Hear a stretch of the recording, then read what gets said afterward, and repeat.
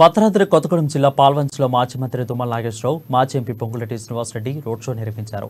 కొత్తగూడెంలో కాంగ్రెస్ అభ్యర్థిగా బలపరుస్తున్న సిపిఐ నేత కూనంనేని సాంబశివరావును అధిక మెజార్టీతో గెలిపించాలని తుమ్మల పిలుపునిచ్చారు. ఏ విధమైన వసూలుకు పాల్పడని మంచి మనిషి కూనంనేని సాంబశివరావు అని గుర్తు చేశారు. కాంగ్రెస్ పార్టీ అధికారంలోకి వచ్చిన మరుక్షణమే 6 గ్యారెంటీ హామీలను అమలు చేస్తామని అన్నారు. ప్రతి సంవత్సరం ప్రతి ఎకరాకి 15,000 రూపాయలు రైతు భరోసా ద్వారా ఇవ్వటం జరుగుతుంది. భూమి లేని నిరుపేద రైతన్నకి కూలీకి ప్రతి సంవత్సరం 12,000 రూపాయలు ఇవ్వటం జరుగుతుంది.